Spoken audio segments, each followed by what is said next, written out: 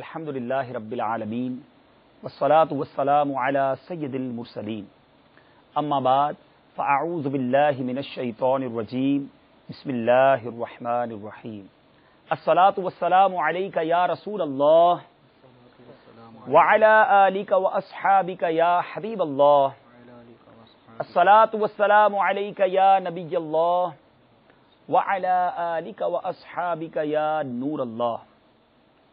میرے پیارے اور محترم اسلامی بھائیوں اور مدنی چینل کے ناظرین، الحمدللہ عز و جل مدنی چینل کے سلسلے دارالافتاء اہل سنت میں ایک بار پھر ہم حاضر ہیں اور الحمدللہ مختلف موضوعات پر ریکارڈڈ کالز کے ذریعے، تحریری سوالات کے ذریعے دارالافتاء کے اسلامی بھائیوں سے شرعی رہنمائی لیتے ہیں۔ آج کا جو موضوع ہے بہت یونیک، بہت انوکھا اور بہت ضروری موضوع ہے۔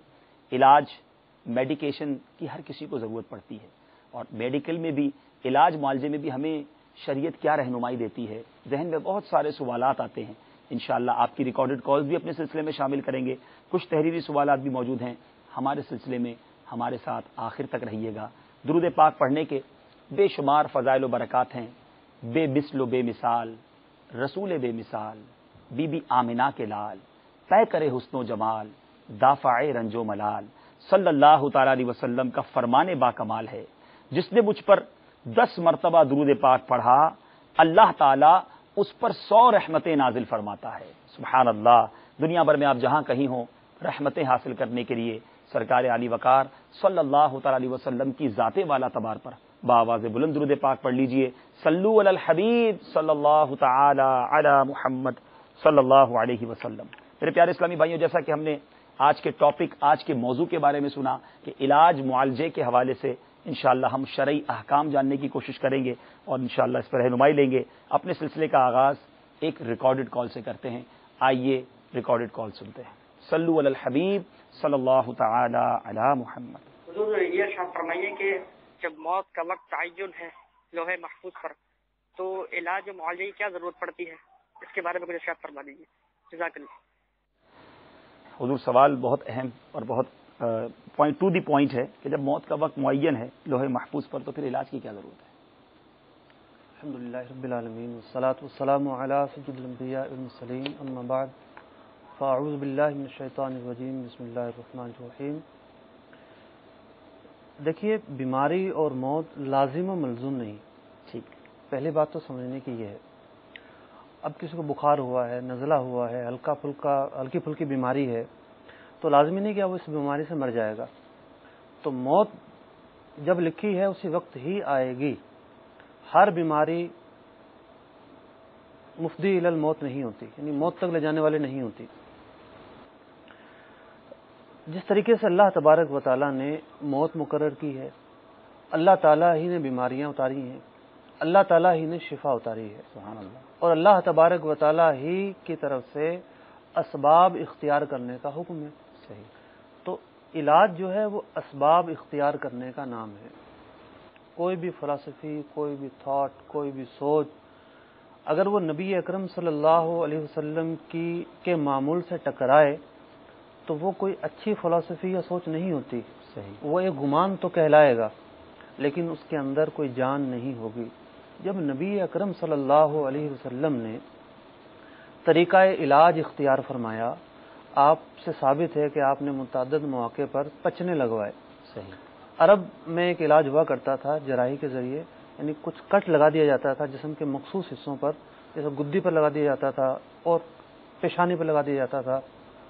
اس سے کچھ جو ہے وہ خون نکال کر مریض کو جو ہے اس کا علاج کیا جاتا تھا۔ سرکار دو عالم صلی اللہ علیہ وسلم نے خود پچنے لگوائے۔ یہ علاج ہی کا ایک طریقہ ہے۔ تو علاج دراصل اسباب اختیار کرنے کا نام ہے۔ صحیح، بات دراصل یہ ہے کہ بیماری ایک تکلیف ہوتی ہے، دردناک کیفیت ہوتی ہے، تو اس دردناک کیفیت سے نکلنے کے لیے اور راحت حاصل کرنے کے لیے یہ اسباب اختیار کیے جاتے ہیں۔ اب جس طریقے سے توکل کا معاملہ ہے کہ توکل میں کوئی اسبابی اختیار نہ کرے اور کہے میں نے توکل کی، تو وہاں اس کا یہ فعل مذموم ہوتا ہے۔ تو اسی طریقے سے کوئی یہ کہے کہ جناب موت کا وقت متعین ہے، میں علاج نہ کرواؤں، تو ٹھیک ہے وہ نہ کروائے، لیکن اس کا جو یہ فعل ہے یہ حکمت کے خلاف قرار پائے گا۔ تو علاج کروانا واقعتاً موت کو تو نہیں ڈال سکتا، لیکن ہر بیماری موت کا سبب نہیں ہوتی. پہلی تو بات یہ ہے. دوسری بات یہ ہے کہ ہر علاج بھی جو ہے وہ ضروری نہیں کہ شفا یابی لے کر آئے. اللہ تبارک و تعالیٰ نے جس ذریعے اور طریقے سے، جس سبب سے جو ہے وہ علاج مقرر کر رکھا ہے، جب یہ اس سبب تک پہنچے گا جب ہی شفا ہوگی. یہ روایتوں میں آیا کہ کوئی ایسی بیماری نہیں جس کی شفا اللہ تعالیٰ نے نہ اتاری ہو. لیکن آپ دیکھتے ہیں کہ بہت سارے ایسے امراض ہیں کہ جن کا علاج آج تک دریافت نہیں ہوا. تو یہ انسان کی عقل ابھی تک وہاں تک پہنچی نہیں ہے. جب پہنچ جائے گی تب ان بیماریوں کا بھی علاج ممکن ہو جائے گا. تو خلاصہ یہ کہ اسباب اختیار کرنا توکل کے خلاف نہیں ہے، کوئی معیوب بات نہیں. سنت بھی ہے، آپ نے جیسے سنت بھی ہے. سبحان اللہ. امید ہے کہ آپ کو آپ کے سوال کا جواب مل گیا ہوگا. حضور علاج معالجہ ہمارا آج کا ٹاپک ہے، آج کا موضوع ہے. یہ ارشاد فرمائے کہ علاج معالجہ یعنی میڈیکیشن کرنا، ڈاکٹر کے پاس جانا، علاج کرنا، اس کی سبیل کرنا، اس کا شرعی حکم کیا ہے؟ یہ لازم ہے، واجب ہے، فرض ہے؟ اس کا حکم کیا ہے؟ الحمدللہ رب العالمین والصلاة والسلام علی سید الانبیاء والمرسلین. علاج و معالجہ کرنا یعنی کوئی مرض لاحق ہوا تو اس کے دفع کا کوئی ذریعہ اختیار کرنا، صحیح، یہ سنت ہے، رسول اکرم صلی اللہ تعالی علیہ وسلم کے طریقے سے ثابت ہے. ٹھیک ہے. لیکن یہ علاج اور معالجہ کرنا فرض یا واجب کے درجے میں نہیں ہے. یعنی ایسا نہیں کہ اگر کسی نے علاج نہیں کیا تو وہ گناہ گار ہوگا. ٹھیک ہے. تو ایسا نہیں. ٹھیک ہے. تو اپنا صحت برقرار رکھنے کے لیے، روح صحت ہونے کے لیے ایسے ذرائع اختیار کرنا کہ جس سے مرض دور ہو جائے اور شفا حاصل ہو، یہ اختیار کرنا سنت ہے. اور صدر الشریعہ بدر الطریقہ حضرت علامہ مولانا محمد امجد علی اعظمی رحمۃ اللہ تعالی علیہ فتاوی عالمگیری کے حوالے سے ایک جزیہ نقل فرماتے ہیں کہ دوا و علاج کرنا یہ جائز ہے جبکہ یہ اعتقاد ہو کہ شفا دینے والی ذات اللہ تبارک و تعالی کی ہے اور اس نے اس دوا کو ازالہ مرض کا ذریعہ بنایا ہے. اگر یہ ذہن ہے تو اس ذہن کو رکھتے ہوئے اگر کوئی علاج کرتا ہے تو علاج کرنا جائز. اور اگر یہ ذہن ہے کہ اللہ تعالی شفا نہ بھی دے گا تب بھی اس دوا میں شفا ہے، یہ دوا مجھے شفا دے گی، تو اس طریقے کار سے علاج کرنا یہ ناجائز. تو اللہ تبارک و تعالیٰ کو ہی شافی الامراض مانتے ہوئے اس دوا کو ایک سبب و ذریعہ مانتے ہوئے اگر کوئی علاج کرتا ہے تو یہ جائز. میں اس کی زیادہ سے زیادہ حیثیت ایک سنت ہے، فرض یا واجب کے درجے میں علاج معالجہ کرنا داخل نہیں. ٹھیک ہے. تو الحمدللہ مدنی چینل کے ناظرین کو یہ شرعی حکم بھی پتہ چلا کہ علاج معالجہ کرنا جو ہے وہ سنت ہے. آئیے اپنے سلسلے میں ایک اور ریکارڈڈ کال کو شامل کرتے ہیں. صلو علی الحبیب صلی اللہ تعالی علی محمد صلی اللہ علیہ. جی میں قاری الحسین بول رہا ہوں مانچسٹر سے. تو میں یہ پوچھنا چاہتا ہوں مدنی چینل کے علماء سے کہ کیا یہاں جو بیرون ملک رہتے ہیں، انگلینڈ بالخصوص انگلینڈ میں، تو یہاں عورتیں جو ہے وہ ڈاکٹر مرد جو ہے ان سے اپنا علاج معالجہ کرا سکتی ہیں، چیک اپ کرا سکتی ہیں یا نہیں؟ اس کا برائے مہربانی جواب عطا فرمائیں. حضور یہ سوال صرف یو کے لیے نہیں ہے، اس کو ہم شامل مزید کر لیتے ہیں کہ ظاہر ہے یہاں بھی اب کئی ایسے ہاسپٹلز ہیں جہاں صرف لیڈی ڈاکٹرز ہوتی ہیں، مرد جاتا ہے، اور کئی ایسے ڈاکٹرز یا ادارے ہیں جہاں صرف مرد ہوتے ہیں تو لیڈی جاتی ہیں، اور نہیں بھی ہوتا، مکس بھی ہوتا ہے تو بھی احتیاط تو نہیں کی جاتی. تو سبھی کے لیے جواب ارشاد فرما دیں. طارق حسین بھائی کی وساطت سے کئی لوگوں کا جواب مل جائے گا کہ کیا کرنا چاہیے اگر مرد ڈاکٹر ہو تو عورتیں علاج کروا سکتی ہیں. آپ نے اچھی بات کی کہ یہ سوال جو ہے صرف یو کے ہی کے لیے نہیں ہے، پوری عالم اسلام کے مسلمان جہاں بھی رہتے ہوں سب کو یہ مسئلہ دو چار ہو سکتا ہے، سب کے لیے ایک ہی حکم ہوگا. تو بڑی ہی واضح بات ہے کہ مرد جو ہیں وہ مردوں سے علاج کروائیں، عورتیں جو ہیں وہ عورتوں سے علاج کروائیں. یہ ایک فطری طریقہ بھی ہے، ایک اخلاقی طریقہ بھی ہے، اور شریعت کی طرف سے پسندیدہ اور حکم دیا گیا طریقہ بھی ہے. اب رہی بات یہ کہ اس کی خلاف ورزی کرنا کیسا. ٹھیک ہے. تو بات یہ ہے کہ اگر ہم دور صحابہ کی طرف نظر کریں جو کہ ہمارا آئیڈیل دور ہے اور اس دور کو جو ہے سنہری دور قرار دیا گیا، تو خواتین کی حیا اور غیرت اور شرم و حیا کے جو معاملات تھے بڑے ہی اعلیٰ درجے کے تھے. آپ حیران ہوں گے کہ ایک غزوہ جس کا نام ہے غزوہ کنیکا، ایک قبیلے کا نام تھا یہود کے، اس کے منعقد ہونے کی اس غزوے کا جو سبب تھا وہ سبب یہ تھا کہ مسلمانوں کی کوئی خاتون ایک بازار میں گئی، سودا سالو خریدنا تھا، اس نے اپنا منہ چھپایا ہوا تھا، تو ایک یہودی نے وہ منہ کھولنے کی کوشش کی، اس نے اس پر قابو نہیں ہونے دیا۔ اس کے بعد وہ جب سودا لینے لگی تو اس دوپٹہ ذرا بڑا تھا، زمین پر لٹک رہا تھا، اس نے اس پر پاؤں رکھ دیا۔ اب جیسے ہی وہ سرکی آگے ہٹی اس کا چہرہ کھل گیا۔ ایک مسلمان اٹھا غیرت کی وجہ سے اور اٹھ کر اس سے مقابلہ کیا یہودی سے اور اسے قتل کر دیا۔ پھر مسلمان اور کفار کی جنگ ہوئی۔ تو غیرت کے معاملے پر، چہرہ کھولنے کے معاملے پر، پردے کے معاملے پر اس قدر مدنی ذہن ہوا کرتا تھا۔ اصل چیز ہے جب تک آپ خود نہیں چاہیں گے کہ میں نے کسی چیز سے بچنا ہے تو پھر کوئی کنسیپٹ، کوئی نظریہ کام نہیں دے گا۔ پہلا ذہن یہ بنانا ہے کہ جو پردے کے مسائل ہیں، جس طریقے سے ہر اجنبی شخص سے پردہ کیا جاتا ہے، اسی طریقے سے ڈاکٹر بھی اجنبی ہے، بیوٹی پارلر میں بیٹھا مرد بھی اجنبی ہے، اور دیگر وہ افراد جو گھروں میں آ جاتے ہیں، کوئی الیکٹریشین ہے یا کوئی اور شخص ہے، وہ بھی اجنبی، خانسامہ ہے، چوکیدار ہے، گارڈ ہے، یہ سارے اجنبی مرد، محارم کے سوا سارے اجنبی ہیں۔ سب سے پردہ کرنے کے احکام یکساں ہیں۔ چہرہ بھی چھپانا ہے، اور میڈیکل کے معاملات کے اندر نظر سے بڑھ کر ایک اور معاملہ آ جاتا ہے، جسم کو مس کرنا۔ ٹھیک ہے، تو کسی بھی اجنبی مرد کو یہ جائز نہیں، اور نہ کسی عورت کے لیے جائز ہے کہ وہ اجنبی مرد کو اپنے جسم ٹچ کرنے دے۔ ٹھیک ہے، ایسا ہرگز جائز نہیں ہے۔ روایات میں آتا ہے کہ سرکار دو عالم صلی اللہ علیہ وسلم مردوں کو ہاتھ پر ہاتھ رکھ کے بیعت لیا کرتے تھے، بیعت کروایا کرتے تھے۔ آپ صلی اللہ علیہ وسلم نے کسی خاتون کو ہاتھ پر ہاتھ رکھ کر بیعت نہیں لی، نہ ہی کبھی زندگی میں کسی خاتون سے ہاتھ ملایا۔ فقہا لکھتے ہیں کہ اجنبیہ عورت کی طرف دیکھنے سے بڑا گناہ اس کو چھونا ہے۔ تو اب بلا ضرورت جو ہے وہ اپنا ایک ڈاکٹر جو ہے وہ کسی اجنبی عورت کے جسم کو چھوئے، اس کا ستر دیکھے، پھر یہی نہیں کہ مطلب اس صرف چہرہ بلکہ ستر تک بعض ایسے مواقع آ جاتے ہیں، انجیکشن لگانا ہے تو وہ آستین اوپر کرنا پڑے گی اسے۔ اسی طریقے سے پنڈلی پر زخم ہو گیا، پٹی باندھ دی، یا مرد کمپاؤڈر باندھ رہا ہے تو وہ ستر دیکھنا پڑے گا اسے۔ تو ایسے مواقع پر ذہن یہ بنایا جائے کہ لیڈی ڈاکٹر کی طرف رجوع کیا جائے، نرس کی طرف رجوع کیا جائے۔ بسا اوقات یہ ہوتا ہے کہ اویلیبل ہوتے ہیں لیکن ذہن ہی نہیں ہوتا، جو مطلب کہ کر رہا ہے کرتا رہے۔ ایسے بھی تو جگہ ہے نا جہاں اویلیبل نہیں ہوتے، وہ کیا کریں؟ دیکھیے ایسی جگہیں پاکستان میں تو کم ہی ہوں گی، تھوڑا سا سفر کرنا پڑے گا، یہاں نہیں وہاں ہو جائیں گی۔ ایمرجنسی کے حالات اور ہوتے ہیں اور عمومی حالات اور ہوتے ہیں۔ ایمرجنسی ہے، اب کسی کا جناب سر پھٹ گیا، مسلسل خون بہہ جا رہا ہے، کوئی میسر ہی نہیں ہے، تو ایسی صورتحال میں مرد جو ہے وہ ٹریٹمنٹ کر سکتا ہے، چھونے تک کی بھی اسے اجازت ہے۔ جیسے ایک مرد ہے، اب وہ مرد ہے، اس کے ایسے اعضاء میں چوٹ لگی ہے جو ستر عورت میں داخل ہیں، تو ڈاکٹر کے لیے، طبیب کے لیے جائز ہے کہ ضرورت کی حد تک اسے دیکھ سکتا ہے، علاج کر سکتا ہے۔ تو یہ تو ہے غیر معمولی حالات۔ غیر معمولی حالات میں تو اجازت دی جائے گی، جبکہ مرض واقعی شدت کا ہو اور اس سے جان جانے، عضو کے تلف ہونے کا اندیشہ ہو۔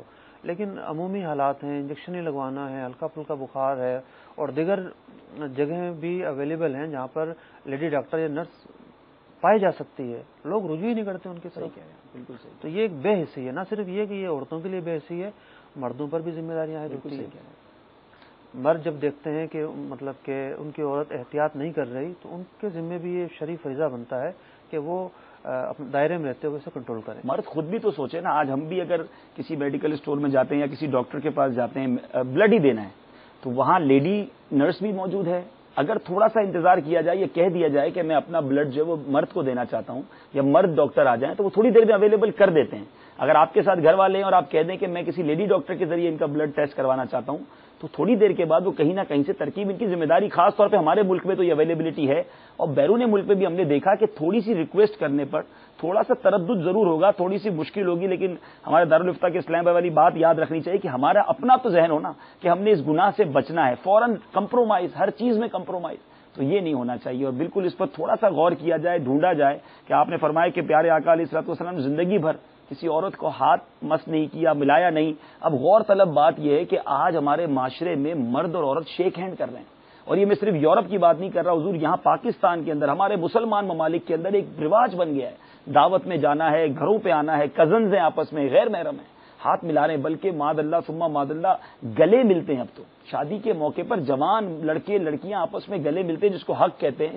ایک آپس میں بس یہ ملاقات کا طریقہ، جس طرح دو لڑکے گلے ملتے ہیں اس طرح لڑکا اور لڑکی، ٹھیک ہے اگر تھوڑی عمر زیادہ ہو گئی، کزنز ہیں، بلکہ عمرے پر جاتے ہوئے ایئرپورٹ پر ایسے مناظر حضرت ہوتے ہیں کہ احرام کی حالت میں ہے شخص، ٹھیک ہے اس کی بہن ہے، اس کی والدہ ہے، جہاں اس کو اجازت ہے، لیکن ایک تو سرے عام ایسا کرنا، اور پھر کزنز بھی مل رہی ہیں اور اس طرح وہ مل کے جا رہے ہیں. تو سوچنا چاہیے کہ کہیں ایسا نہ ہو کہ سارا سفر بیکار ہو جائے. تو مدنی چینل کے ناظرین، یہ آج اس مسئلے سے ہمیں بہت سارے مسائل سیکھنے کو مل رہے ہیں کہ عورت سے کسی صورت بھی اس طرح کا ریلیشن، ٹچ کرنا ہاتھ کو غیر محرم کو بالکل نہیں ہونا چاہیے، اور علاج معالجے کی صورت میں بھی بہت احتیاط کرنی چاہیے. یہاں احتیاط عورت کے ساتھ ساتھ مرد کو بھی کرنی چاہیے کہ آپ کیوں اپنا ہاتھ کسی لیڈی ڈاکٹر کے ہاتھ میں دے دیتے ہیں، نرس کے ہاتھ میں دے دیتے ہیں، وہ آپ کا بلڈ نکال رہی ہے، آپ گئے علاج کرنے تھے، نہ جانے کتنے گناہ کر کے واپس آ گئے. تھوڑا انتظار کیجئے، بات کیجئے، آپ کو میل ڈاکٹر اویلیبل کر دیا جائے گا. کچھ اور کہنا چاہیں گے؟ جو آپ نے گفتگو کی ہے اس حوالے سے، صرف یہی نہیں ہوتا بلکہ آپ تو سفر کرتے رہتے ہیں، آپ کے ساتھ آ کر کسی جگہ عورت بیٹھ گئی، آپ قادر ہیں پیچھے سیٹ پڑی، آپ چلے جائیں پیچھے. اس کے علاوہ دوسری بات یہ ہے کہ ان ساری چیزوں کی جو جڑ ہے وہ ہے مغربی طرز طریقہ، مغربی رہن سہن. تو ہمارا جو آئیڈیل ہے وہ مغربی رہن سہن نہیں ہے، ازواج مطہرات کی زندگی ہے، صحابیات کی زندگی ہے، تابعی عورتیں جو ہیں ان کی زندگی ہے.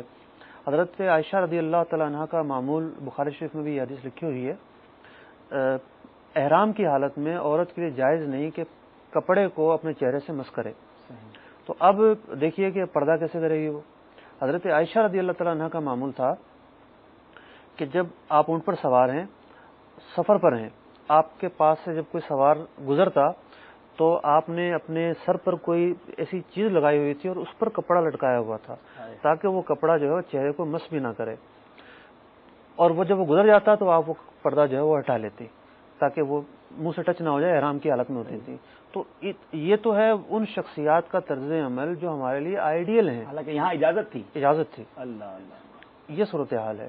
لیکن جب آپ یہ سوچ لیں کہ ہم نے مغربی طرز زندگی کو اختیار کرنا ہے، پھر تو انسان جو چاہے کرے، کیونکہ حدیث میں جب حیات چلی جائے تو پھر انسان جو چاہے کرے. استغفر اللہ استغفر اللہ. یہاں یورپ UK کے ساتھ ساتھ ہمارے ملک کے اسلامی بھائی، اسلامی بہنیں غور کریں، خدا نہ خواستہ اگر یہ گناہ ہوا ہے اس سے توبہ کریں اور آئندہ بالخصوص اس پر احتیاط کیجیے. آئیے ایک اور ریکارڈڈ کال اپنے سلسلے میں شامل کرتے ہیں. صلو علی الحبیب صلی اللہ تعالی علی محمد صلی اللہ علیہ وسلم. السلام علیکم، میں محمد تنویر عرض کر رہا ہوں گجر خان سے. میرا سوال یہ ہے کہ کیا اسلامی بہن غیر محرم ڈاکٹر سے انجیکشن لگوا سکتی ہے؟ اس کا پلیز جواب عنایت فرمائیں. تنویر بھائی گجر خان سے جزاک اللہ، آپ نے کال کیا. وہی بات حضور UK کا ہی صرف مسئلہ نہیں ہے، گجر خان کا بھی مسئلہ ہے. اسلامی بھائی نے سوال کیا ہے تو جواب تو آپ تقریباً دے چکے ہیں، مزید کچھ ارشاد فرمانا چاہیں؟ تو مرد جو ہے وہ نرس سے انجیکشن لگوا سکتا ہے اور نہ ہی عورت جو ہے وہ مرد سے انجیکشن لگوا سکتی ہے. عورت سے لگوائے اور مرد مرد سے لگوائے. اور خاص طور پہ گجر خان یا ہمارے پاکستان کے جو ایریا ہیں یہاں تو جگہ جگہ ہاسپٹلز ہیں، تھوڑا دور جانا پڑ جائے گا. اول تو ہر ہاسپٹلز میں نارملی لیڈی اور جینٹس میلز ہوتے ہیں، نہیں ہے تو تھوڑا آگے چلے جائیں. کبھی سودا سستا ملتا ہے، کوالٹی اچھی ملتی ہے تو ہم اگلے اسٹور پر چلے ہی جاتے ہیں، اگلی گلی سے سودا لے ہی لیتے ہیں. تو جب ایسا موقع ہو کہ جہاں گناہ ہونے کا ڈر ہو، تھوڑا تکلیف برداشت کیجئے، آخرت میں بہت بڑی راحت ملے گی. آئیے ایک اور ریکارڈڈ کال اپنے سلسلے میں شامل کرتے ہیں. صلو علی الحبیب صلی اللہ تعالی علی محمد صلی اللہ علیہ وسلم. السلام علیکم ورحمۃ اللہ. محمد سہیل اتاری سردار آباد سے کر رہا ہوں. حضور یہ جو ڈاکٹر جعلی قسم کے ہوتے ہیں یا تائی ڈاکٹر یا حکیم، ان سے علاج کروانا اور ان کا علاج کرنا اس کے متعلق شرعی حکم ارشاد فرما دیجیے. اللہ اللہ. سہیل بھائی سردار آباد سے آپ نے کال کیا، مرحبا کہتے ہیں اپنے سلسلے میں. جی حضور، جعلی قسم کے ڈاکٹر آج کل تو دیواریں بھری ہوئی ہیں، فلاں ڈاکٹر فلاں حکیم، اور ایسے ایسے امراض لکھے ہوئے ہیں جس کو پڑھتے ہوئے بندے کو شرم آتی ہے. بلکہ اس سوال کو آگے بڑھاتے ہوئے ایک اور موضوع پر بھی توجہ دلاؤں آپ کی کہ ایک اخبار میں کالم آیا تھا کہ ایک شخص نے لاہور سے لے کے کراچی تک سفر کیا ہوگا. سفر کرتے ہوئے اس نے ٹرین میں جو دیواریں آئی تھیں اس پر اس نے جو مرض پڑھا تو اس نے کہا ایسا لگتا ہے مجھے سارے کے سارے پاکستان والے ان مرضوں میں مبتلا ہیں. تو ایک تو ان ڈاکٹروں نے دیواروں کا حال برا کیا ہوا ہے، کچھ ارشاد فرمائیں ان ڈاکٹروں کے بارے میں. عام طور پہ ہمارے یہاں پر جعلی قسم کے حکیم اور ڈاکٹر حضرات بہت زیادہ پائے جاتے ہیں. گلی گلی محلے محلے میں انہوں نے اپنے چھوٹے چھوٹے مطلب کلینک وغیرہ کھولے ہوئے ہوتے ہیں اور لوگ ان کی طرف رجوع کرتے ہیں اور اکثر و بیشتر ان کو نقصانات کا ہی اندیشہ رہتا ہے.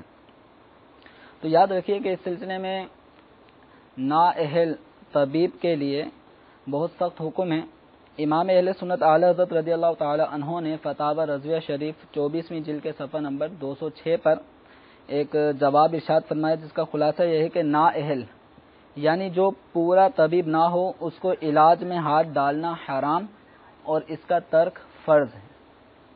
جو ماہر طبیب ہو اس کے لیے اجازت ہے کہ ماہر طبیب سے مراد یہ ہے کہ جو باقاعدہ اصول اور علاج کے طور طریقے جس نے سیکھے ہوں اور کافی مدت تک کسی ماہر طبیب حاذق کے ساتھ اس کا اٹھنا بیٹھنا رہا اور اس کے طریقے کو اس نے دیکھا ہے سیکھا ہے اور اکثر و بیشتر اس کے ذریعے سے مریضوں کو شفا ہی ملتی ہے. بائی چانس کبھی ایک آدھ دو مریضوں کو اگر شفا نہ ملی تو وہ اس کو ماہر ہونے سے روکے گا نہیں. اکثر و بیشتر اس کے ذریعے سے لوگوں کو شفا ملتی ہے. تو ایسا طبیب ماہر کہ جس نے باقاعدہ اصول و قوانین علاج و معالجے کے پڑھے ہوں اور مرض کی تشخیص کرنا بھی اس کو آتی ہو. تو یہ عام طور پہ ہمارے یہاں پہ کلچر ہے وہ یہ ہے کہ چند مہینے یا چند سال کمپاؤنڈری کر لیتے ہیں اور بس اس کے بعد جب 2-4 سال کے بعد پھر وہ اپنا ہی کسی نئے علاقہ نیا بن رہا ہوتا ہے کمپاؤنڈر سے ڈاکٹر بن چکے ہوتے ہیں. تو یہی حال حکیموں کے یہاں بھی ہے. تو یاد رکھیے کہ جو ماہر نہیں ہے نااہل ہے اور یہ مشہور محاورہ بھی ہے نیم حکیم خطرہ جان. تو اکثر و بیشتر اس طرح کے لوگ پائے جاتے ہیں کہ جو نااہل ہوتے ہیں صحیح معنوں میں انہوں نے ڈاکٹری کے اصول و قوانین پڑھے نہیں ہوتے اور کمپاؤنڈری سے ہی وہ ڈاکٹری کی طرف چلے جاتے ہیں. تو ویسے بھی قانوناً ایسا کرنا جرم ہے کہ جو باقاعدہ ڈاکٹر نہ ہو اس کے علاوہ کسی اور کو کلینک یا مطب کھولنے کی شرعاً بھی اجازت نہیں ہے. امید ہے کہ ہمارے آزاد کشمیر کے جو نہیں معاف کیجیے گا سہیل بھائی جو سردار آباد سے تھے ان کو ان کے سوال کا جواب مل گیا ہوگا. آئیے ایک اور ریکارڈڈ کال اپنے سلسلے میں شامل کرتے ہیں. صلو علی الحبیب صلی اللہ تعالی علی محمد صلی اللہ علیہ وسلم. میرا نام عبد المجید حسین اتاری کشمیر برنالہ سے بات کر رہا ہوں. میں مسئلہ یہ ہے کہ اگر کسی قسم کی بیماری ہو تو بد مذہب سے علاج کروا سکتے ہیں؟ شرعی رہنمائی فرما دیجیے. جی حضور بد مذہب ہو تو اب اس کو کیا کریں؟ علاج کروا سکتے ہیں.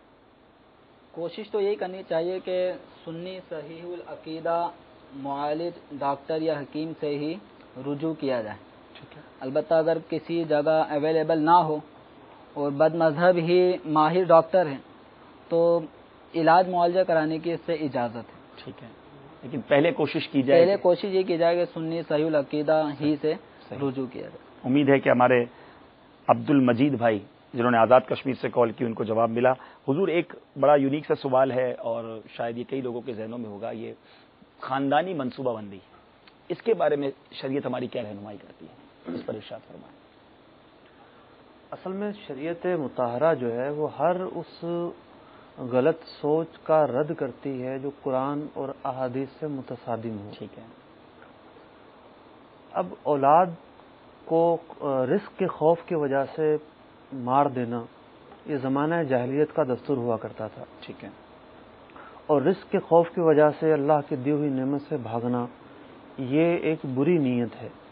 اللہ تبارک و تعالیٰ نے رزق کا ذمہ لیا ہے تو وہی جو مطلب دنیا میں آئے گا وہ اپنا رزق لے کر آئے گا. تو اب معاملات ایسے ہیں کہ لوگوں نے ایسی چیزوں کو اپنا عذر بنا لیا ہے جو عذر بننے کے لائق نہیں. مثلا تعلیم بڑی مہنگی ہے جناب, پڑھے گا کیسے ہمارا بچہ؟ صحیح. والدہ جو ہے بڑی نازک مزاج ہے, وہ تو اس کا دھیان ہی نہیں رکھ سکتی. جناب ہم تو غریب ہیں, اس کو کھلائیں گے کہاں سے؟ تو یہ جو ساری چیزیں ہیں یہ اسلام سے متصادم ہیں. ایسی سوچ کی وجہ سے جو خاندانی منصوبہ بندی اختیار کی جاتی ہے ان نیتوں کی وجہ سے ہرگز جائز نہیں, ہاں کوئی بھی طریقہ اپنایا جائے. البتہ بسا اوقات عذر ہوتا ہے. مثلا عورت کو آپریشن سے بچے پیدا ہوتے ہیں, 3 آپریشن کے بعد اجازت ہی نہیں ملتی, چوتھے کی گنجائش ہوتی ہی نہیں ہے. اسی طریقے سے چھوٹا بچہ جو ہے وہ بہت چھوٹا ہے, اور کچھ وقفہ کرنا یوں ضروری ہے کہ اس کے دودھ خشک ہو جانے کا اندیشہ ہے، یا یہ معاملہ ہے کہ چھوٹے بچے کی جو تربیت ہے اور پرورش ہے، اخلاقیات ہے، وہ والدین نہیں سکھا سکیں گے. تو یہ 3 آزار میں نے بیان کیے. ٹھیک ہے. ان آزار کی وجہ سے بعض جائز طریقے ہیں جن پر عمل کر کے وقفہ کیا جا سکتا ہے، بعض ناجائز طریقے ہیں. جو ناجائز طریقے ہیں وہ ہر صورت میں ناجائز ہی رہیں گے. مثلا بعض مطلب کہ خواتین رحم نکلوا دیتی ہیں. ٹھیک ہے. تو انسانی عضو کو، ایک کارآمد عضو کو جسم سے یوں نکال کر پھینک دینا یہ مسئلہ ہے. ٹھیک ہے. یہ ایک خدا کی بنائی ہوئی تخلیق میں بگاڑ ہے. تو اس کی تو کسی صورت میں اجازت نہیں ملے گی. ٹھیک ہے. اسی طریقے سے بعض اور ایسے طریقے ہیں رنگ وغیرہ کے، تو اس کے مطلب کہ صحیح طور سے وہ ہو پائے یہ بھی عملاً ممکن نہیں ہے. ٹھیک ہے. تو اس سے بھی منع کیا جائے گا. اب کوئی انجیکشن ہے، گولیاں ہیں، ان طریقوں پر عزل ہے، عمل کر کے کوئی مطلب یہ جو نیتیں میں نے بیان کی، یہ جو مواقع بیان کیے، عورت کی جان کو خطرہ ہے، یا یہ ہے کہ بچے کی پرورش ہے، یا یہ کہ چھوٹے بچے کے دودھ خشک ہو جانے کا اندیشہ ہے، تو ان مواقع کی وجہ سے جو یہ جائز طریقے ہیں ان پر عمل کیا جا سکتا ہے. ناجائز طریقے ناجائز ہی رہیں گے. الحمدللہ یہ ہماری اچھی رہنمائی ہوئی، اور اس پر اگر مزید تفصیل آپ جاننا چاہیں تو ہمارا جو 24 آورز 12 گھنٹے کا جو دارالفتہ اہل سنت ہے اس کا نمبر ہم آپ کو اسکرین پہ دکھائیں گے. اس معاملے میں مزید آپ اگر تفصیل جاننا چاہیں تو اس نمبر پر فون کر کے رہنمائی لے سکتے ہیں. برائے کرم اس مسئلے کے لیے بالخصوص اسلامی بھائی ہی رابطہ فرمائیں. حضور یہ ارشاد فرمائے، جب اسی موضوع پہ بات چلی ہے تو حمل ساقط کروایا جاتا ہے، ابورشن جو کروایا جاتا ہے، اس کے بارے میں شریعت مطہرہ کیا ارشاد فرماتی ہے، اور کیا کوئی ایسی صورت ہے کہ جس میں حمل ساقط کروانے کی اجازت ہوگی؟ دیکھیے، جب کوئی عورت امید سے ہوتی ہے تو اللہ تبارک و تعالیٰ کی طرف سے ایک عطیہ اور نعمت اسے دی جاتی ہے. اب اولاً نطفہ ہوتا ہے، پھر لوتھڑا بنتا ہے، پھر اس میں جان پڑتی ہے. جان پڑنے تک جو ہے 120 دن کا عرصہ گزر جاتا ہے. ٹھیک ہے. 120 دن سے پہلے 120 دن کے بعد تو کسی صورت میں جائز ہے ہی نہیں. ٹھیک ہے. اور وہ قتل قرار پائے گا، ایک ناحق قتل، اور جو قتل کا گناہ ہے وہ سارا اللہ اس کو ملے گا جو اس میں معاون و مددگار ہوگا یا یہ کام کروائے گا. ٹھیک ہے. 120 دن سے پہلے جان نہیں پڑتی. تو اب بھی وہی معاملات آ گئے کہ ضرورت ہو تو، مثلا وہی معاملہ کہ عورت کی جان جانے کا اندیشہ ہے، جو بچہ مطلب کہ چھوٹا ہے اس کے لیے جو دودھ ہے وہ خشک ہو جانے کا اندیشہ ہے، یا کوئی اور بہت سارے ایسے آزار ہیں جو فقہا نے بیان کیے ہیں.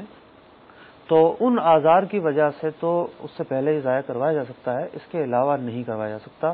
وہی معاملہ آ جاتا ہے کہ یہ بہت بڑی ناشکری ہے اور بہت بڑی جو ہے وہ اللہ تبارک و تعالیٰ نے جو نعمت دی ہے اس سے فرار ہے. تو ایک بہت بڑی محرومی ہے. ٹھیک ہے. حضور یہ ارشاد فرمائیں کہ زخم لگ جاتا ہے، بعض اوقات اس پر پٹی آ جاتی ہے، پٹی کی بھی کئی قسمیں، پلاسٹر بھی ہوتا ہے، نارمل پٹی بھی ہوتی ہے. تو اب اس صورت میں وضو اور غسل کا کیا کریں گے؟ وضو کے وقت بھی آزائے وضو پر پانی بہانا ضروری، اور غسل میں تو ہم نے پڑھا کہ پورے جسم پر پانی بہانا ضروری ہے. تو اس کا کیا طریقہ ہوگا؟ جیسے بعض اوقات ایسا ہوتا ہے کہ کسی کا فریکچر ہو گیا ہاتھ کا یا پاؤں کا، تو اس میں پلسٹر چڑھا دیا جاتا ہے، اور یہ پلسٹر عام طور پہ 2-3 ہفتے تک لگا رہتا ہے، اس کے بعد پھر کھولا جاتا ہے. اور اس کا کھولنا آسان بھی نہیں ہوتا، یہ باقاعدہ ڈاکٹر حضرات ہی اس کو کھولتے ہیں. تو اب اس کے اندر یہ ہے کہ جو پلاسٹر چڑھا ہوا ہے، اب اگر ہاتھ پہ چڑھا ہوا ہے تو وضو کے اندر اس میں مسئلہ رہے گا کہ اس کو دھونا مشکل ہو جائے گا. تو ایسی صورت میں فقہائے کرام فرماتے ہیں کہ جب پٹی یا پلستر ایسا چیز جو ہاتھ پہ جس میں وضو پر ایسی لگی ہو کہ جس کا کھولنا دشوار ہو، کہ اگر کھول دے تو پھر دوبارہ باندھنا مشکل ہوگا، یا اعضائے وضو پر پانی نقصان دے گا، ضرر پہنچائے گا، تو ایسی صورتوں میں وضو میں ان اعضاء کو دھونے کے بجائے ان پہ مسح کرنے کا حکم ہے. تو لہذا اگر پلستر چڑھایا ہوا ہے تو پلستر کے اندرونی حصے میں پانی ڈالنے کی چونکہ ضرر پہنچے گا اور مشکل ہے، تو ایسی صورت میں گیلا ہاتھ کرنے کے بعد ایسا شخص اپنے ہاتھ پہ مسح کر لے. اور مسح ایک مرتبہ ہی کیا جائے گا 3 مرتبہ نہیں، جیسے عام طور پہ ہاتھ اگر سیدھا ہاتھ بالکل نارمل ہے تو یہ 3 مرتبہ دھوئیں گے، الٹے ہاتھ میں اگر پلستر چڑھا ہوا ہے تو یہ نہیں کہ اس کا 3 مرتبہ مسح کیا جائے گا، مسح ایک ہی دفعہ کیا جائے گا۔ اچھا، بعض اوقات ایسا ہوتا ہے کہ پٹی باندھی جاتی ہے، کچھ بام وغیرہ لگا کے، اس طرح کے آیوڈیکس وغیرہ لگا کے پٹی، گرم پٹی باندھی، جس کو ہم گرمی پہنچانے کے لیے، جس کو بعد میں ہم کھول بھی سکتے ہیں، دوبارہ سے باندھ بھی سکتے ہیں۔ تو اگر پٹی ایسی ہے کہ جس کو کھولا جا سکتا ہے، دوبارہ اسی طریقے سے باندھا جا سکتا ہے اور اس کے کھولنے سے ضرر نہیں پہنچتا، تو ان صورتوں میں وضو کرنے کے لیے یا غسل کرنے کے لیے اس پٹی کو کھول کر اس کے نیچے جسم پر پانی بہایا جائے گا۔ وہ پٹی کھولنی ہوگی اور جسم پہ پانی بہایا جائے گا۔ اور اگر پٹی اس طرح کی ہے کہ اس کو کھولنا زخم کو نقصان پہنچائے گا، کہ پانی پہنچے گا تو زخم مطلب خراب ہو سکتا ہے، اگر زخموں کا یہ معاملہ ہوتا ہے کہ جسم پہ اگر زخم ہو، پانی سے بچانا اس کو ضروری ہوتا ہے۔ اگر پانی پہنچے گا تو زخم زیادہ بڑھ سکتا ہے یا دیر لے گا صحیح ہونے میں، تو ایسی صورتوں میں بھی مسح کی اجازت ہے کہ اگر پٹی کھولنے میں دشواری ہے، پٹی کھولیں گے تو زخم درست ہونے میں ٹائم لگے گا، تو اسی زخم والی پٹی پر ہم گیلا ہاتھ پھیر لیں۔ اور اگر بعض اوقات ایسا ہوتا ہے کہ زخم تھوڑے سے حصے پہ لیکن پٹی بہت زیادہ باندھی جاتی ہے، تو ایسی صورت میں پٹی صرف زخم والے حصے کے مسح کی اجازت ہے۔ اگر پٹی زیادہ اونچی باندھی گئی ہے، اگر وہ بے حاجت ہے تو اس کو کھولا جائے گا اور اس کے نیچے والے جسم کے حصے میں پانی بہایا جائے۔ اور اگر وہ پٹی اس زاویے میں اس کو باندھنا ضروری ہے کہ اگر زخم بعض اوقات ایسے مقام پہ ہوتے ہیں کہ پٹی تھوڑا زائد حصے تک پھیلا کر باندھی جاتی ہے، اگر اس کو کھولنا ممکن ہے تو کھولا جائے، اور کھولنے کے بعد اگر دوبارہ باندھ نہیں سکے گا تو پھر اس کے مسح کی اجازت ہو جائے گی۔ ماشاءاللہ، دیر از فلیکسیبلٹی۔ اسلام میں الحمدللہ کتنی آسانیاں ہیں کہ اگر واقعی ایسی جگہ پر پٹی ہے اور پٹی ہے تو اگر زخم کو نقصان پہنچائے گی تو پانی پہنچانے کی اس تک ضرورت نہیں، اوپر آپ اس پر مسح کر سکتے ہیں۔ الحمدللہ ہمارے اسلام میں اگر ہم غور سے اس کو مطالعہ کریں، دارالفتہ کے اسلام سے رجوع کریں تو بہت سارے راستے ہیں اگر بندہ شرعی طریقے سے زندگی گزارنا چاہے۔ حضور، ایک بڑا ٹپیکل سوال ہے، بڑا مشکل سا سوال مجھے تو محسوس ہو رہا ہے، مصنوعی دانت۔ اب دانت کا ایک وقت آتا ہے کہ دانت ٹوٹ جاتے ہیں، دانت لگائے جاتے ہیں۔ اب ہم نے تو یہ پڑھا ہے کہ جسم کے ہر حصے پر پانی پہنچانا ہے، اب مصنوعی دانت جب لگ گیا تو پھر اس پہ وضو اور غسل کیسے ہوگا؟ یعنی وضو میں تو کلی فرض نہیں ہے لیکن غسل میں تو فرض ہے، اس کا کیا ہوگا؟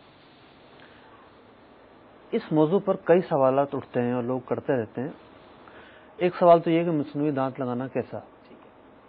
تو مصنوعی دانت لگانا جائز ہے۔ اب مصنوعی دانت دو طرح کے ہوتے ہیں، بعض فکس ہو جاتے ہیں، بعض عارضی طور پر لگتے ہیں اور اتر جاتے ہیں، دونوں طرح کے دانت لگائے جا سکتے ہیں۔ اب جناب سونے کا دانت یا چاندی کا دانت، تو اس کے حوالے سے بھی امام اعظم ابو حنیفہ رضی اللہ تعالیٰ عنہ کے نزدیک چاندی کا دانت لگانا بھی جائز ہے۔ البتہ کسی بھی دانت کو سونے یا چاندی کے تار سے بھی باندھنا جائز ہے۔ آج کل تو یہ طریقے ختم ہو گئے، بڑا ہی جدید دور ہے، اعلیٰ سے اعلیٰ قسم کے دانت آتے ہیں۔ اب رہی بات جو آپ نے سوال کیا وضو کی، تو وضو میں جو ہے وہ کلی فرض نہیں ہے، تو وضو میں کلی سنت ہے۔ اگر کسی نے کسی بھی قسم کا دانت لگایا تو اس سے کوئی حرج نہیں ہے، لیکن غسل میں کلی کرنا فرض ہے۔ تو اب اگر تو دانت وہ ہے عارضی دانت ہے، اتر جاتا ہے آرام سے اور دوبارہ لگا لیتے ہیں، تو پھر یہ ضروری ہے کہ اسے اتار کر جو ہے وہ مسوڑوں تک پانی بہائے، کیونکہ اب اس کا جسم کا جو سطحی حصہ ہے وہ مسوڑے ہیں، دانت تو ہے نہیں اس کے۔ لیکن اگر دانت فکس ہو چکے ہیں تو پھر ان کا اتارنا غسل کے فرائض کی تکمیل کے لیے ضروری نہیں ہوگا۔ یہاں ایک تیسرا سوال بھی پوچھا جاتا ہے، اب کسی نے فکس دانت لگایا، اس کا انتقال ہو گیا، اب کیا کیا جائے؟ یہ ایک ڈاکٹر صاحب تھے تو ایک مرتبہ کہنے لگے کہ لوگ ہمارے پاس آتے ہیں اور یہ پوچھتے ہیں کہ جب ہم لگا تو رہے ہیں، اب ہمارا انتقال ہو جائے گا پھر کیا ہوگا؟ اس میں تو کوئی سونے کا دانت ہوگا تو خیر سونے کا بھی ہے، اگر پکا لگ گیا تو پھر اس کو اکھاڑنا تو سونے کا دانت لگانے کی ویسے اجازت نہیں ہے، ٹھیک، خیر اکھاڑا بھی جا سکتا ہے۔ تو جو دانت فکس لگا لیا گیا ہے مردے سے، وہ دانت اکھاڑنے کی اجازت نہیں ہے۔ جو دانت عارضی طور پر لگا ہوا اترنا اور چڑھنا اس کا معمول ہے، تو اس کو تو پھر اتارا جائے گا تاکہ کوئی بھی زائد چیز نہ جائے اس کے ساتھ۔ حضور یہ اب بات چلی ہے تو اس کو مزید ڈیفائن کر دیں. یہ تو کلیئر ہو گیا کہ غسل پر فرق نہیں پڑے گا, اگر وہ فکس دانت ہے تو وہ کر لے تو ٹھیک ہے. لیکن اب یہ چاندی کے دانت اور سونے کے دانت بھی لگائے جاتے ہیں, بلکہ ایک ملک کے بارے میں مجھے پتا ہے, ملک کا نام نہیں لوں گا, کہ وہاں جب کوئی شخص ایک حج کرتا ہے تو اس کی 32 میں ایک دانت سونے کا لگا دیا جاتا ہے. 2 حج کرے گا تو اس کے 2 سونے کے دانت ہوں گے. تو آپ کو دیکھ کر پتا چل جائے گا کہ اس نے 2 حج کیے, وہ الحاج اپنے آپ کو کہتے ہیں. تو یہ اس بارے میں بھی ارشاد فرمائیں. پہلے تو آپ یہ بھی ارشاد فرمائیں نا کہ کیا اس کا لگا ہوا دانت توڑا جاتا ہے وہاں پر؟ یہ بھی ہو سکتا ہے, کیونکہ جوان آدمی ہوتا ہے, ایسا نہیں ہوتا کہ وہ اس کے دانت گر گئے ہوں گے. میں نے خود دیکھا ہے ایسے لوگوں کو, کسی ملک سے تعلق رکھتے ہیں وہ, تو افریقی ملک ہے, تو وہ ان کے چہروں پہ سونے کے دانت بڑے نظر آتے ہیں. تو ہم نے معلومات کی یار یہ جتنے لوگ آتے ہیں ان کے کیوں ایسا ہے, تو بتایا کہ یہ ہمارے ملک کا قانون ہے کہ جس کے دانت منہ میں 32 میں ایک سونے کا دانت ہے اس نے ایک حج کیا ہے, جس نے 2 دانت لگائے وہ ظاہر اس کا مطلب توڑواتے ہوں گے بیچارہ جا کے, اور پھر سونے کا دانت لگاتے. سونے کا دانت لگانے کی تو اجازت نہیں دی گئی امام اعظم نے, چاندی کا دانت جو ہے وہ لگانا چاہیے. ٹھیک, اور یہ توڑ کے لگانا غلط ہو گیا. یہ تو مسئلہ ہے اصل میں, دانت توڑ دینا, کان کاٹ لینا, دانت توڑنے پہ تو سزا ہے باقاعدہ. تو یہ مسئلہ ہے, اللہ تعالیٰ کی جو تخلیق اللہ تعالیٰ نے دی ہے اسے بلا وجہ جو ہے وہ توڑنا تو بلا وجہ نا, ورنہ تکلیف بعض اوقات دانت میں بڑی ہوتی ہے, وہ بہت کیڑا لگ جاتا ہے. میں نے وہی عرض کیا نا, کیڑا لگ گیا تو اس کو کیڑے کا حل ہی ڈاکٹر یہ کرتے ہیں کہ اس کو جو ہے وہ رگڑ لگاتے ہیں, ٹھیک ہے, اس کو رگڑ سے ختم کرتے ہیں. تو بس اوقات اس دانت کا اکھاڑنا ضروری ہو جاتا ہے. ٹھیک, تو اس وقت تو پھر اجازت ہوگی. جی الحمدللہ. علاج معالجے کے بارے میں آج ہم نے کافی سوالات کیے, اور ہمیں ہر سوال کے بعد ایک کوئی نہ کوئی ریلیکسیشن کا راستہ ضرور ملا, اور ہمیں یہ پتا چلا کہ شریعت میں فلیکسیبلٹی ہے, لیکن اس کے کچھ تقاضے ہیں, اس کی کچھ ٹرمز اینڈ کنڈیشنز ہیں. ہمیں علم حاصل کرنا چاہیے اور اس کو پڑھنا چاہیے. حضور آخری سوال ہمارے پاس یہ ہے کہ اگر غیر مسلمہ ڈاکٹر ہے تو اسلامی بہنیں ظاہر بعض اوقات یہ بالخصوص باہر بھی دیکھا جاتا ہے سلسلہ, تو اس سے رابطہ یا اس سے تعلق کیسا ہو, کیا وہ بالکل عام عورتوں کی طرح ہے یا اس میں کچھ ڈیفینیشن ہے؟ دیکھیے ایک چیز بڑی ہی اہم ہے, وہ ہے کوئی سوچ. ہم اپنی سوچ اکثر جو ہے وہ خود بناتے ہیں, جبکہ ایک مسلمان کو اپنی سوچ قرآن و حدیث سے لینی چاہیے. بظاہر دیکھا جائے تو ایک کافرہ عورت ہے وہ بھی ایک عورت ہے, جس طریقے سے ایک مسلمان عورت ہوتی ہے, لیکن قرآن مجید فرقان حمید کی آیات کی روشنی میں اور احادیث کی روشنی میں کافرہ عورت جو ہے اس سے پردے کا جو حکم ہے وہ مرد کی طرح ہے. اچھا, یعنی عورت کا عورت سے, عورت کا عورت سے. اچھا, جیسا کہ مطلب کہ عورت جو نماز میں اعضا کھولتی ہے, چہرہ ہے, اس کی کلائیاں ہیں اور پاؤں کا پنجہ ہے, ان اعضا کے سوا کافرہ عورت کے سامنے وہ جسم کا کوئی بھی حصہ نہیں کھول سکتی بلا عذر. تو اب یہاں جیسے ہمارے یہاں ہوتا ہے کہ مطلب کہ بعض ماسیاں جو ہے وہ غیر مسلم ہوتی ہیں, اب وہ گھر میں کام کر رہی ہیں, اب گھر میں جو عورتیں ہیں مطلب کہ جس طرح کا عام لباس ہوتا ہے بعض اعضاء ظاہر ہو رہے ہوتے ہیں, تو اس سے کافرہ سے ایک ایسا پردہ شریعت میں رکھا گیا ہے جیسا پردہ مرد سے رکھا گیا ہے. اب علاج معالجے میں تو یہ مطلب کہ بہت زیادہ وہ ہے, ہم نے راستہ دکھایا کہ جناب عورت ہی کے پاس جائے, لیکن اگر وہ کافرہ عورت کے پاس جا رہی ہے تو یہ سوچ لے کہ اس کے جو احکام ہیں پردے کے وہی ہیں جو مرد کے ہیں. تو لیڈی ڈاکٹر بھی ڈھونڈیں اور مسلمان ڈھونڈنے کی کوشش کریں. سبحان اللہ, مسلمان ڈھونڈنے سے بڑے فائدے ہوں گے. سبحان اللہ. اور مطلب کہ اصل میں وہ ہے نا کہ بعض کفار طبیعتاً اچھے بھی مل جاتے ہیں لیکن اعتماد نہیں کیا جا سکتا.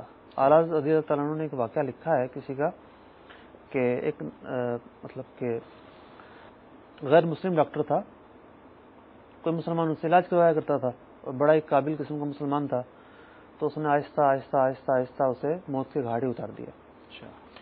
تو اصل میں یہ اعتماد ہے. آپ دیکھیں جس طریقے سے ہم دیانت کو فوقیت دیتے ہیں, اسلام سب سے بڑھ کر دیانت ہے. ماشاءاللہ ماشاءاللہ.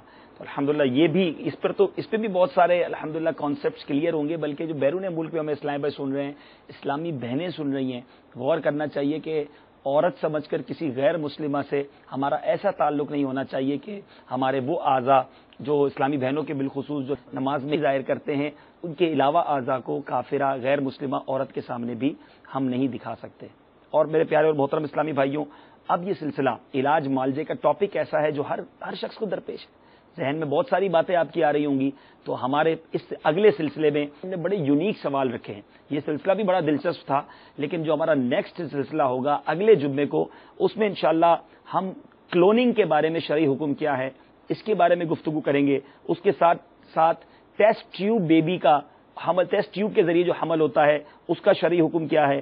ساتھ ساتھ وینٹیلیٹر یعنی دماغ بعض اوقات مر جاتا ہے، انسان کا موت ہو جاتی ہے دماغ کی، اور اس کو مشین کے ذریعے سانس دی جاتی ہے، اس کے بارے میں اگر اس وقت وینٹیلیٹر یا اس مشین کو دور کیا جائے اس کا شرعی حکم کیا ہے. اور ایک ڈاکٹر کے لیے شرعی ضابطہ اخلاق کیا. ابھی تک تو ہم مریضوں کی گفتگو کرتے رہے، ایک ڈاکٹر کے لیے شرعی ضابطہ اخلاق کیا ہے اس پر بھی اگلے سلسلے میں بات کریں گے. اگلے سلسلے میں ہمارے ساتھ رہیے گا. میرے پیارے اور محترم اسلامی بھائیوں، دعوت اسلامی کے مدنی ماحول نے لاکھوں کروڑوں مسلمانوں کی تقدیروں کو بدل دیا. ایک مدنی بہار سنتے ہیں.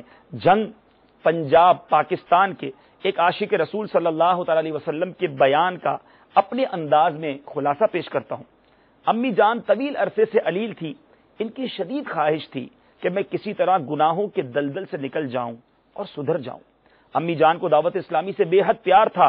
انہوں نے اخراجات دے کر مجھے اسرار باب المدینہ کراچی بھیجا اور تاکید کی کہ عاشقان رسول کے عالمی مدنی مرکز فیضان مدینہ میں رحمتوں کی چھما چھم برسات کے اندر تربیتی کورس کرنا اور میری شفا یابی کی دعا بھی مانگنا.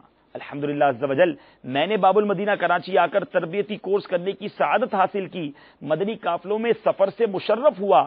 امی جان کے لیے خوب دعائیں بھی کی. فراغت کے بعد جب گھر آیا تو میری خوشی کی انتہا نہ رہی، کیونکہ تربیتی کورس کے دوران فیضان مدینہ میں مانگی ہوئی دعاؤں کی برکت سے میں نمازی بن گیا اور ساتھ ساتھ میری امی جان صحت یاب بھی ہو چکی تھی. اور مدنی ماحول سے وابستگی نصیب مجھے ہوئی. سنتوں کی خدمت اور مدنی قافلوں میں مجھے سفر کرنے کا جذبہ ملا. میری تمنا ہے کہ ہمارے گھر کا ہر فرد دعوت اسلامی کے مدنی ماحول میں رنگ جائے اور ہماری تمام پریشانیاں دور ہو جائیں.